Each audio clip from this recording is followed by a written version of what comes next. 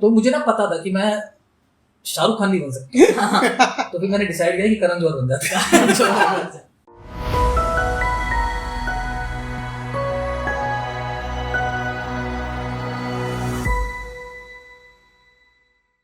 वही बात करनी है कि आपने क्या पढ़ा है। तुम्हारे को मैं टूर देता हूँ, उस चीज का फेवर कर रहा हूँ।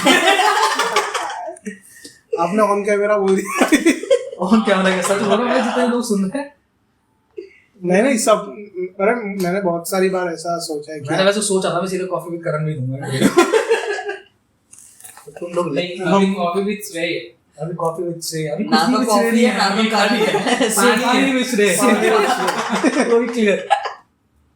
हाँ भाई बताओ तुम लोग। Welcome to the next episode of Kirdar Kahani Kisse. और आज के हमारे गेस्ट है कलाकक्ष टैलेंट हाउस के founder Luv Parashar. So yes, welcome Luv. Thank you भाई। पहली बात तो मेरा इंटरव्यू ले रहे हो तुम, यही बहुत बड़ी बात है मेरे लिए। मतलब क्या है, मैं तुम्हारे से इतना काम करता हूँ, टूर करता हूँ, उसका फेवर भी दे रहे हो। मजा आता है आपके साथ काम करने में। अभी निधि जी का भी इंटरव्यू लिया तो उनके साथ भी मजा आता है, उनको देख के मजा आता है। एक्चुअली हमारी डील थी ना कि मैं तुम्हें तभी ग्रांट करूंगा अगर तुम मेरा भी लोगे। तो वो बात लोगों को पता नहीं थी, वैसे ऐसी डील थी हमारी बीच में। तो भाई और मैंने चश्मा लगा के पहले उतारे, मुक्का सीन बनवाएंगे। मैंने आपके सामान में मैंने भी मेरे सामान में हाँ भाई बताओ। बट नहीं, आपके साथ मजा आता है काम करके। और आपने इतना कुछ देखा है मार्केट को ग्रो करते, मतलब आपका 8-9 साल का तो मिनिमम एक्सपीरियंस है इस फील्ड में। ऑलमोस्ट 8 साल तो नहीं, कम थोड़ा। तो थोड़ा हमको भी सीखने को मिला है। मैं आपको बताता हूँ कि अपना हमने पहले भी काम किया। लास्ट टाइम आप आए थे, मजा आया। तो उसके बाद हमने सोचा कि जो भी अपनी बात हुई, पॉडकास्ट तो होना ही था। तो फिर रिसर्च किया। तो पहले हमने देखा कि आप खुद एक आर्टिस्ट थे, you are a poet, then you tried singing. उसके बाद बहुत सारी चीज़ें पता चली। आपका 8 साल का कॉर्पोरेट एक्सपीरियंस था इसके पहले। बाद में वहाँ से then you shifted to artist management and then you founded Kalakaksh. फिर रोडीज़ में भी आपका कुछ ना कुछ कॉन्ट्रीब्यूशन था और बहुत सारी चीज़ें। तो एक मैं टाइमलाइन सेट नहीं कर पाया। तो आप बताओ कि आपका कॉर्पोरेट के बाद यहाँ तक का क्या था। तो तुम्हारी रिसर्च में कुछ बातें बिल्कुल गलत है, मतलब सही है, बट वो जो तुमने बोला रोडीज मेरा कंट्रीब्यूशन, मेरा कोई कंट्रीब्यूशन नहीं था भाई। वो होता है कीड़ा होता है शुरू से कुछ करना। मेरे को ऐसा लगता था कि बस जिंदगी में ना नाम करना, ठीक है। बट फिर क्या हुआ, 12th पास करने के बाद मतलब कुछ टाइम मैंने कोर्स किया और मेरी जॉब लगी बहुत जल्दी। आई वाज लकी इनफ कि इतनी जल्दी मेरे को जॉब मिल गई और मैंने जॉब करनी स्टार्ट करी। तो जब मैं जॉब कर रहा था जिस दौरान, तो 8 साल में मैंने कई सारी कंपनी के साथ काम किया, काफ़ी कंपनी के साथ काम किया। और इसी दौरान मतलब कि जॉब के साथ साथ मैं बैंगलोर था, तो मैंने रोडीज के लिए एज अ वॉलंटियर काम किया उस टाइम पे, जस्ट टू लाइक मुझे हमेशा से इवेंट्स में बहुत इंटरेस्ट था। एक आर्टिस्टिक साइड तो थी, बट मेरा ये था कि मतलब कि देखना था मुझे कैसी चीज़ होती है। बचपन में बच्चे को शौक नहीं था शूटिंग देख कर आने, ये कैसे शूटिंग। ऐसे मुझे जो बड़ी बड़ी आईपीज में देखता हूँ, जो इवेंट आईपीज होती हैं, या शुरू से जो मैं देखता था, मुझे बड़ा इंटरेस्ट होता था वो देखने का। यार लोग वॉकी टॉकी लेकर घूम रहे हैं, तो क्या करते क्या, ये मतलब बड़ी यूनिक स्पेशल लग रहा है। कुछ स्पेशल चीज़ तो है जो ये करते हैं, जो नॉर्मल लोग नहीं कर पाते। हर एक इवेंट के पीछे बहुत मेहनत होती है ना, आप लोग तो करते हो तो पता ही है तुम्हारे को कितनी मेहनत लगती है किसी भी चीज़ को क्रिएट करने के लिए। बड़ा आसान लगता है बाद में जब हम टिकट लेके उसको देख रहे होते हैं, बट बहुत मेहनत वाला काम होता है। हाँ, तो 8 साल कॉर्पोरेट में था मैं। कुछ अच्छी यादें मेरी थी नहीं कॉर्पोरेट की, क्योंकि मैं कभी रहना नहीं चाहता था। और कॉर्पोरेट को छोड़ के कलाकक्ष स्टार्ट करने का मोटिव कुछ भी नहीं था।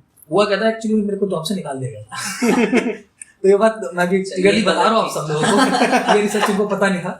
तो मुझे जॉब से निकाल दिया गया था क्योंकि जिस प्रोसेस में मैं काम कर रहा था, उस प्रोसेस में 3 साल, जो मेरी लास्ट जॉब थी उसके बाद 2-3 साल तक एज अ फ्रेंच लिंग्विस्टिक में काम कर रहा था। तो जिन लोगों को नहीं पता, मैं फ्रेंच लैंग्वेज भी बोलता हूँ, जो मैंने पढ़ी हुई है। तो उस दौरान जो मेरी लास्ट जॉब थी, वो प्रोसेस लाइव नहीं हो पाया जिसकी माइग्रेशन के लिए मुझे हायर किया गया था। तो मुझे बताया गया कि मतलब कि मुझे दिख रहा था कि वो लाइव नहीं हो रहा है प्रोसेस। और उस दौरान मैं एक मतलब बहुत बड़ा आशिक भी रह चुका हूँ। अरे तो 8 साल मेरी कॉर्पोरेट की जॉब और 8 साल ही मेरा रिलेशनशिप था। तो दोनों मेरे साथ, दोनों एक ही टाइम पे गए।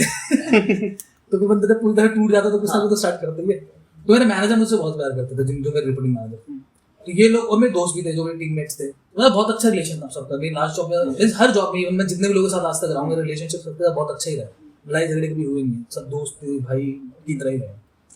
वो लोग बहुत अच्छे थे। उन लोगों को मेरे रिपोर्टिंग मैनेजर ने बताया कि लव के साथ ऐसे होने वाला है, उसकी मतलब ये हमें उसको आज मीट करना पड़ेगा क्योंकि प्रोसेस लाइव हो रहा है। मेरे ऊपर प्रेशर है पीछे से, सब करे सर ऐसे मत। वो मेरे दोस्तों को मना रहे हैं कि सर ऐसे मत करो यार, देखो मतलब कुछ कर लेते हैं, कुछ फिगर आउट कर लेते हैं। वो वैसे ही परेशान रहता है, कुछ कर लेते हैं फिगर आउट। क्योंकि उस दौरान मैं उस ब्रेकअप वाली जर्नी से भी निकल रहा, तो सबको पता था मैं परेशान हूँ। पता नहीं लोग सोचते कि मैं एक बार में 2 चीज़ें मैंने झेल ही पाऊंगा, नहीं झेल पाऊंगा। तो मेरे दोस्तों ने और मेरे मैनेजर साहब ने क्या करा कि एक प्लान बनाया और हम जयपुर में एक होटल में गए। उन्होंने बोला कि हम एक ट्रिप पे जा रहे हैं। तो हम उस ट्रिप पे होटल में गए और उधर सबने दारू वारू पी। उसके बाद मेरे को आराम से बिठाई कि कैसे बात करनी है यार, ऐसे ऐसे वैसे। तो उन्होंने मुझे मेरी बात बताई।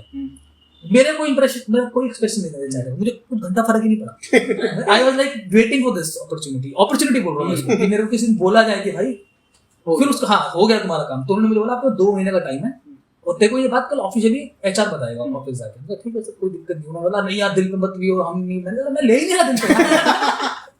तो अगले दिन गया, टूट गया। हाँ तो मैं दिल था वो टूट चुका था। वो ये छोटी सी चीज थी, जॉब करना ना छोटा सा झटका था, है ना।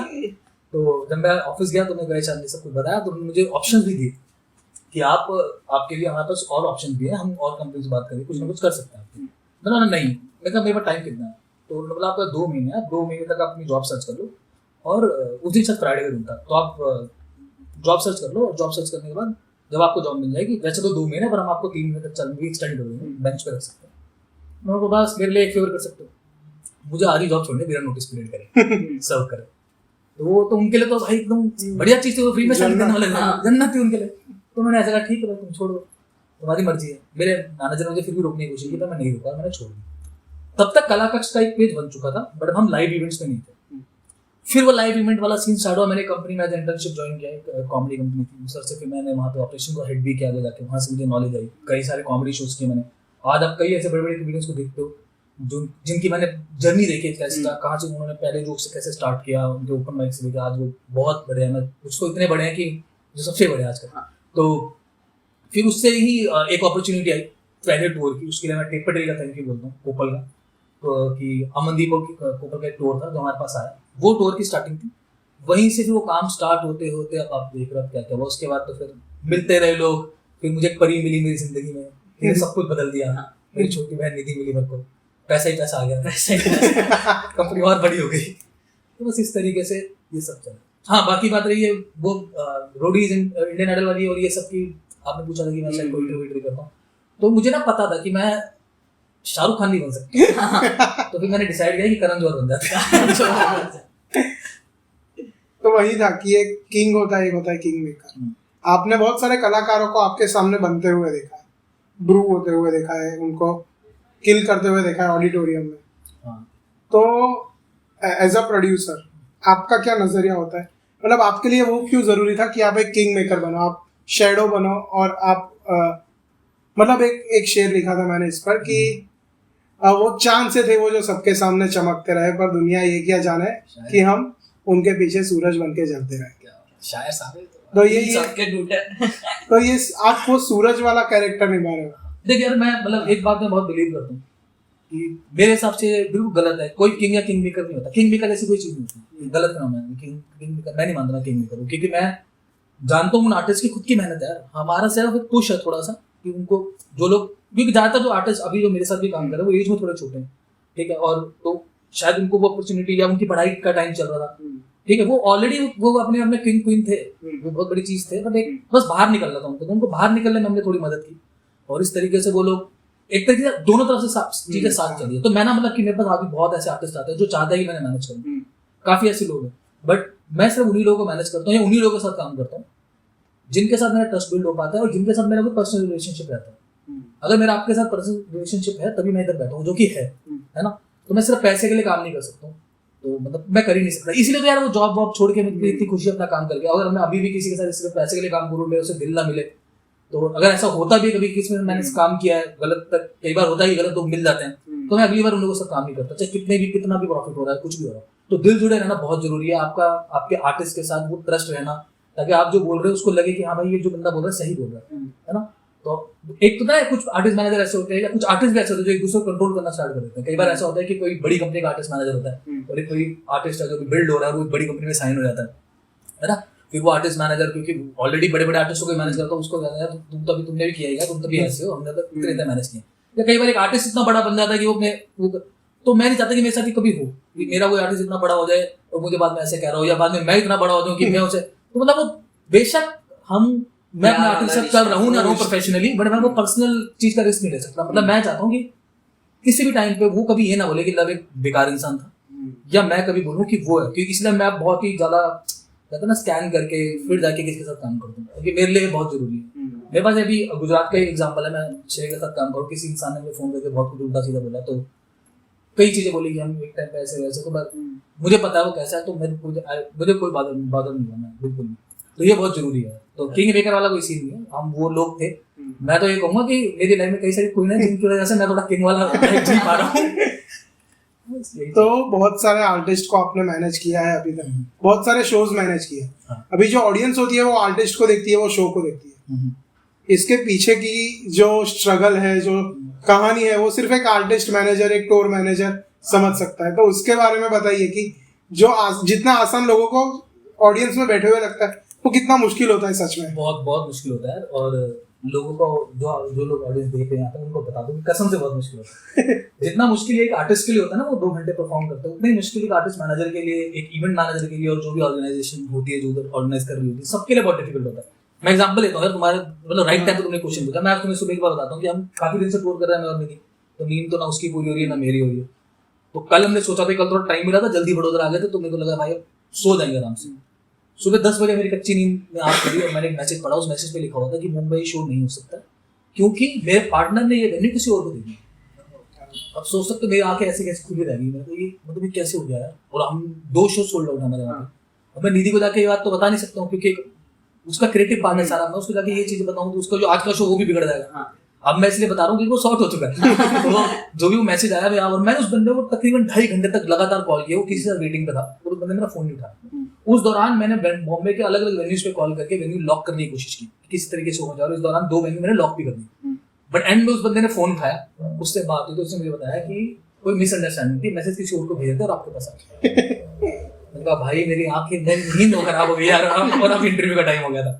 तो ये होती है चीजें। कई और भी एग्जांपल, एक बार एक बड़ा प्यारा किस्सा है और मैं वो किस्सा सुनाता हूँ, मेरा फेवरेट है वो। तो मतलब कैसे मैं बताता हूँ, निधि का जैसे मेरे पे ट्रस्ट है, या याया का, या जितने भी आर्टिस्टों का ट्रस्ट टूर के दौरान, क्योंकि सबसे ज्यादा शोज मैंने निधि और याया के साथ ही की।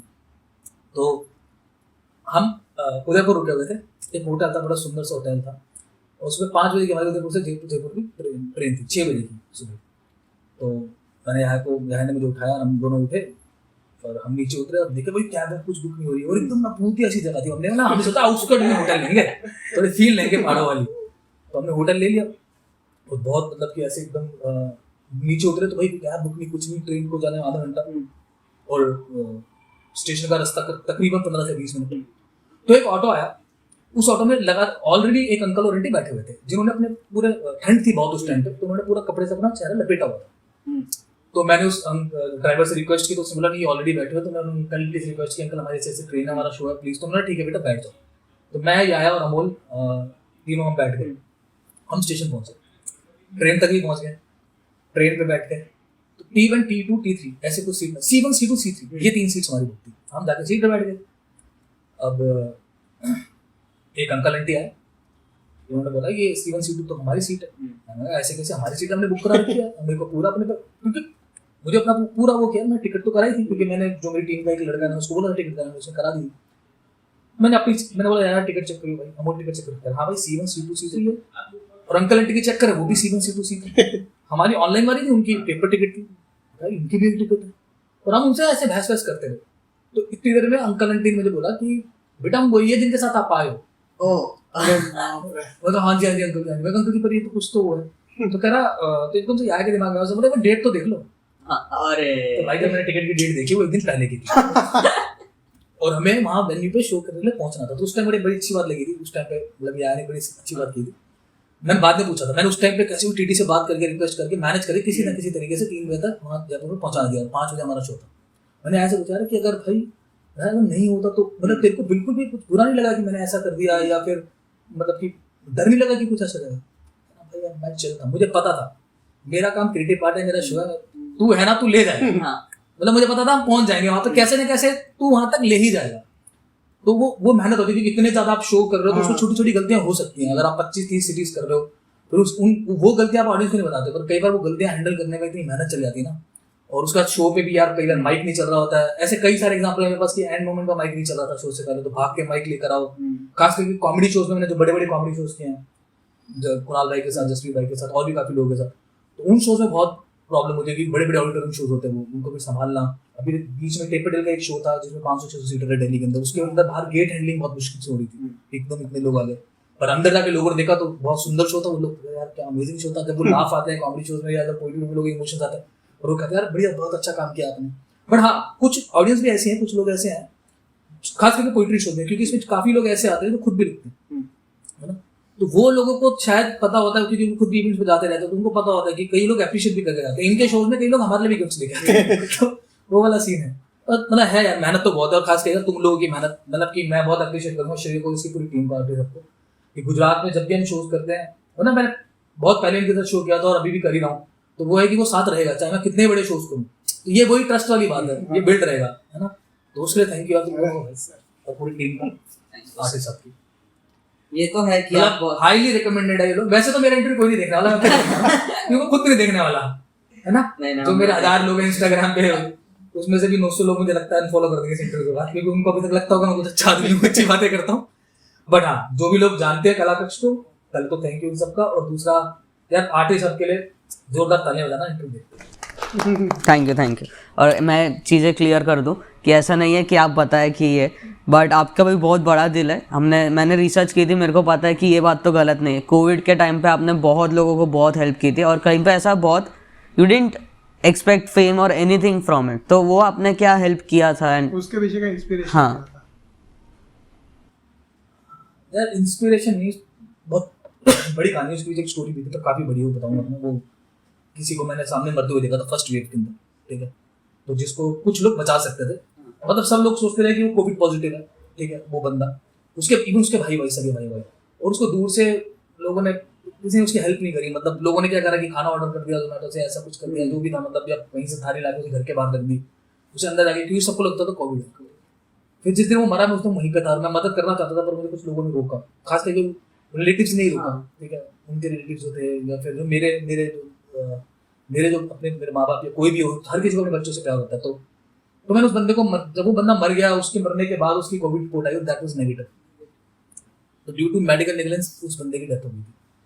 फिर जब नेक्स्ट सेकंड वेव आई तो मुझे वो किस्सा याद था, मुझे पता था कि काफी लोगों को बचाया जा सकता है, तो यार उस टाइम पे सही में किसी फेम की किसी चीज के लिए नहीं, बट बस किसी तरीके से मैं नई कार ली, ठीक है, तो मेरे को लगा मेरे पास सामान रखने की जगह है, और मैंने देखा था कि ऑक्सीजन सिलेंडर की बहुत बड़ी प्रॉब्लम थी, कोई बंदा लाइफ नहीं पता लगता था, काफी लोगों को बताया जाता है यार वहाँ पे ऑक्सीजन सिलेंडर वगैरह, लोग जाते थे तब तक वहाँ पे खत्म हो जाता, तो वो पहला पॉइंट था जहाँ से मैंने पकड़ा, मैंने लाइव रिपोर्टिंग करनी स्टार्ट की, हर जगह पे जाकर वहाँ वीडियोस बना के लोगों को लाइव अपडेट दी।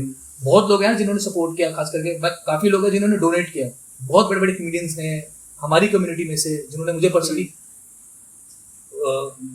मतलब बहुत अच्छा एक्सपीरियंस तो नहीं था वो इतने सारे लोगों को वो देखना, बट हाँ जो सपोर्ट मिला लोगों का, खाली ये मेरी मेहनत नहीं थी, मैं सिर्फ ऑन ग्राउंड था, मैं और राहुल मेरा दोस्त था जिसने बहुत मदद की मेरी, बट पीछे से शुरू में नहीं, बट बाद में काफी लोगों ने मदद करी, काफी लोगों ने डोनेट किया, ठीक है, खास करके दिल्ली पुलिस का बहुत सपोर्ट रहा, है ना, और मैं अभी भी ये कहना चाहता हूँ कि देखो बीमारी का तो मुझे पता नहीं था कि वो कितनी खतरनाक है कितनी नहीं है, क्योंकि मैंने कई लोगों को ठीक होते भी देखा और कई लोग ऐसे भी देखे कि जिनके साथ मैं मिलकर आया हूँ और अगले दिन उनकी डेथ होगी, बट ज्यादातर लोग वो मुझे लगता है मेडिकल नेग्लिजेंस की वजह से ही मरे, ठीक है, तो आगे कभी ऐसा हो, भगवान ना करे ऐसा कुछ भी हो, कभी दोबारा कोविड है कोई भी ऐसी बीमारी हो, तो मतलब यार आप हेल्प कर सकते हो, मतलब अगर आप चाहो तो आप, मैं मानता हूँ कि आप कई बार ऑन ग्राउंड आके हेल्प नहीं कर सकते हो, पर आपके और भी तरीके हेल्प करने के, आपने देखा होगा यार, मेरे को कौन ही जानता है, जब मैं वो स्टोरी डाल रहा था कि यहाँ पर मेडिकल सर्विसेज हैं या इस हॉस्पिटल में बेड है, तो मेरे को तो कोई नहीं देखता, तो अगर मैं फिर जाकिर भाई को ऐड कर रहा हूँ या निधि को टैग कर रहा हूँ, तो या फिर कुणाल भाई को या गौरव कपूर को, इन किसी को भी कर रहा हूँ, चाहे मैं रोशन सर को, यहाया को, तो वो लोग उस स्टोरी को रीशेयर कर रहे थे, है ना, उन्हीं की वजह से लोगों को पता लग पा रहा था कि भाई वहां पर अवेलेबिलिटी है, वहां से नंबर मेरा जाता तो लोग कॉल करते थे, तो यार वो लोगों ने, बहुत इन्फ्लुएंसर्स ने, मैं मानता हूँ कि उनकी, मेरे को पता है कि ब्रांड डील्स पे कितना फर्क पड़ता है, कि जब कोई ब्रांड डील आती है ना, तो कोविड में ब्रांड डील्स आ रही थी क्योंकि उनके मार्केटिंग बजट थे उस टाइम पर, उनको लॉकडाउन में जो खास करके जो लोग ऑनलाइन चीजें बेचते हैं खरीदते हैं, इंश्योरेंस कंपनी हो या फिर तुम्हारा जोमेटो ऐसी जो भी चीजें हो, उनका तो ऑनलाइन बिजनेस था, बट अगर आप 50 स्टोरी शेयर कर रहे हो, फिर उसके बाद आपको पता है कि रीच नहीं मिल पाएगी उस ब्रांड की, पर यार उन इन्फ्लुएंसर्स ने, उन आर्टिस्ट लोगों ने, मैं बहुत तहे दिल से उनका शुक्रिया करता हूँ कि लोगों ने वो चीज को दिमाग में ना रखते हुए लोगों की मदद की। वो बाहर नहीं आ सकते थे क्योंकि मतलब अपने शोज में भी उन लोगों ने, मतलब कि शोज तो हो ही नहीं रहे थे उस टाइम पे, बट अपनी स्टोरीज के जरिए काफी लोगों की मदद की। अगर कोई टैग करेंगे उसको इस चीज की जरूरत है तो वो लोग रीशेयर कर रहे हैं, और उसके जरिए काफी लोगों को मदद भी मिली। तो उन सब बहुत यार, मतलब मैं बता रहा हूँ जरूरी नहीं है कि आप ग्राउंड पे रहकर हेल्प कर सकते हो, कई तरीके से हेल्प करने को, बट हेल्प करनी जरूरी है। काफी ऐसे लोग हैं जिन्होंने अपने माँ बाप की भी हेल्प नहीं करी उस टाइम पे, और वो लोग उनको बाद में एक ही नहीं था। तो बड़ी खतरनाक चीज थी। मैंने एक चीज देखा है वापस शोज पे आते हुए कि कुछ प्रोड्यूसर्स या कुछ ऐसे ऑर्गेनाइजर्स होते हैं जो 1-2 टूर या 1-2 शोज मैनेज करके ऐसे समझ लेंगे कि चलो अभी हमें सब कुछ आ गया, अभी हम पूरा ये करेंगे वो करेंगे। बहुत बहुत अच्छे लोग होते हैं वो फिर 1-2 टूर ही कर पाते हैं। तो उनके लिए आप मतलब एक पीस ऑफ एडवाइस की एक यही पीस ऑफ एडवाइस है कि ऐसे ही बोलो 1-2 टूर करके कि हम किंग है, तभी तो हम ज्यादा कर पाएंगे। फिर उनको 1-2 टूर के बाद कुछ नहीं मिलेगा। तुम चाहे 100 टूर भी कर लो यार, तो क्या मतलब टूर तुम नहीं कर रहे हो, पहले तो तुम्हें देखना है कि अगर कोई आर्टिस्ट ऐसा बोले तो मुझे समझ भी आता है यार मैं इतनी 100 सिटीज में गया हूँ, गई हूँ, परफॉर्म किया, उनके लिए प्राउड वाली बात है कि यार उन्होंने एक ऑडियंस बिल्ड करी है वहाँ पे। तुम तो एक आर्टिस्ट के साथ जा रहे हो, तुम्हारी खुद की तो ऑडियंस थोड़ी ना, तुम्हें टूर प्रोड्यूसर को थोड़ा कोई देखने आ रहा है, भाई टूर प्रोड्यूसर की टिकट थोड़ा कोई ले रहा है, तुम्हें किसी का प्राउड है कि मैंने इतना टूर किया वो किया, तो फालतू बात है। तो दिल्ली का एक लड़का जो सब अपना प्रोफेशनल करियर देख रहा था, पोएट्री कर रहा था, और अभी वो इंटरनेशनल टूर कर रहा है दुबई में, तो क्या इंस्पिरेशन रही है? यार इंस्पिरेशन तो बस इतनी रही है कि जब मैंने जॉब छोड़ी थी ना, उस टाइम मैंने ये तो सोचा था कि मैं दोबारा जॉब नहीं करूँगा। तो यही इंस्पिरेशन है कि अगर अपना दारू का खर्चा चलाना है, अपनी गाड़ी का पेट्रोल करवाना है, तो काम करते रहना पड़ेगा, है ना। और दूसरा है मुझे आर्ट से प्यार बहुत है पर्सनली, मतलब कि आर्टिस्टिकली मतलब मुझे बहुत प्यार आर्ट से, और मेरे को लगता है कि मैं आपको टैलेंट मैनेजर ज्यादा बोलता हूँ कि टूर मैनेजर या आर्टिस्ट मैनेजर ज्यादा। मुझे नए नए टैलेंट से मिलना बहुत अच्छा लगता है। मैं जिस भी सिटी में जाता हूँ मैं कोशिश करता हूँ नए लोगों से सुन पाऊँ, बात कर पाऊँ उनके साथ, मतलब टैलेंट से मुझे बहुत प्यार है। तो वो बड़ा अच्छा लगता है कि उनके साथ रहना, आर्टिस्ट के साथ रहना। जैसे मैं रागिर का जब मैंने पहली बार गाना सुना था तो मैं रागिर का सच में बहुत बड़ा फैन हूँ, और मैं हूँ। और मतलब कि मेरी किसी दोस्त जो रागिर को जानते थे पहले से, उन्होंने भी रागिर से बात करी, तो उस दिन मैं रागिर से बात भी हुई थी, उनके साथ हम टूर भी कर रहे हैं। तो मैं उसको बताया रागिर को बात, तो कह रहा भाई तुम ऐसे ही बोल रहे हो। मैंने कहा भाई मतलब मैं सच बता रहा हूँ यार, कि मतलब आई एम फीलिंग प्राउड कि मैं जिस बंदे को इतना पसंद करता हूँ। ऐसे कभी अगर मैंने जाकिर भाई का शो किया अपनी लाइफ में कभी जिंदगी में, जो कि सकता है इम्पॉसिबल ही है, तो वो मेरे लिए मोमेंट हो। तो उस मोमेंट वो भी एक इंस्पिरेशन है कि इतना बड़ा काम कर लो यार कि एक दिन आप उनके साथ भी काम कर पाओ, है ना। किसी के लिए शाहरुख खान हो सकता है, किसी के लिए कोई हो सकता है, मेरे लिए जाकिर खान। तो रागिर का टूर आ रहा है हमारा, ये वीडियो हम लोग उसके पहले काफी टूर्स आ रहे हैं, रागिर का आ रहा है, अमनदीप का भी आ रहा है, निधि है, याया है, फिर निधि का सेकंड लेग है, फिर याया का थर्ड लेग है, तो सबका करेंगे। हाँ सबका पॉडकास्ट हो तुम तो मेरा ले रहे हो भाई। ये बटरिंग ही के चक्कर में ये मैं बताइए इसीलिए हो रहा है। प्यार है भैया, प्यार है। मेरा स्कूल में इंटरव्यू नहीं लेते थे लोग, तो जिसमें जाता था ऐसे दाखिल कर लेते थे, इससे भी क्या ही पूछे। तो yes, towards the end, what's bring you back to artist of every time? भाई तुम लोग, तुम्हारा काम, और मतलब यार मुझे पता लग जाता है कौन अच्छा है कौन बुरा है। तो मतलब आर्टिस्ट के साथ तो प्यार है यार, और मतलब रहेगा हमेशा। इवन इसको पता है कि मैंने रेकमेंड भी करता हूँ और लोगों को भी जो गुजरात आना चाहते हैं।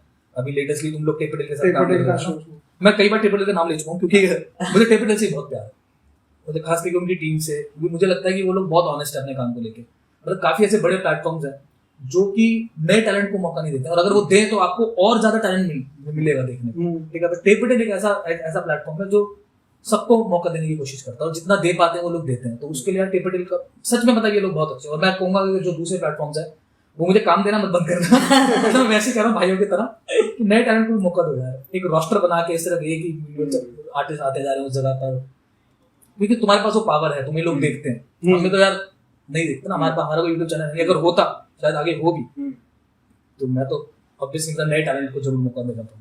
और जो नए टैलेंट को मौका नहीं मिल पा रहा है, भाई मुझे पता है क्वेश्चन मेरे पास कई बार आता है, तो मैं बताता हूँ कि निधि एक बहुत बड़ा एग्जाम्पल है तुम्हारे लिए, आभास एक बहुत बड़ा एग्जाम्पल है, ठीक है। जो लोग खुद अपनी ऑडियंस को बिल्ड किया बिना किसी प्लेटफॉर्म की मदद से, ठीक है। तो आप खुद भी बिल्ड कर सकते हो। अगर आपको कोई मौका नहीं भी दे रहा ना, तो आपका अगर कंटेंट अच्छा है तो कसम से आपको लोग देखेंगे। Content is the king. हमने जैसे टेपरटेल की बात की, आपकी बात की, आपके विजन की बात की, टेपरटेल, ऐसा कला कक्ष का क्या विजन?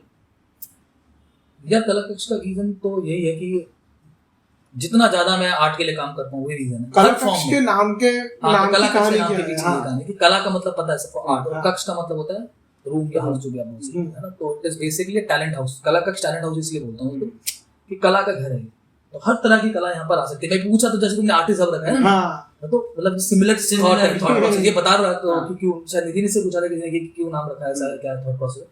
हाँ, तो जो तुम्हारा है वही मेरा है, तो हर आर्ट के लिए ओपन है, हर तरह के आर्ट के लिए, और यही नाम की हुआ है। और इवन एक चीज और सिमिलर है, जैसे इसने बताया था कि शायद इसने कहीं पे नाम पढ़ा था, शायद कोई पुल के पास। हाँ, मैं पुल पे जा रहा था और ऐसे ही दिमाग में घुमा था। अच्छा, तेरे तो दिमाग में आया। हाँ, मैं मेरे एक्चुअली दिमाग कहीं से निकल रहा था, तो वहां पर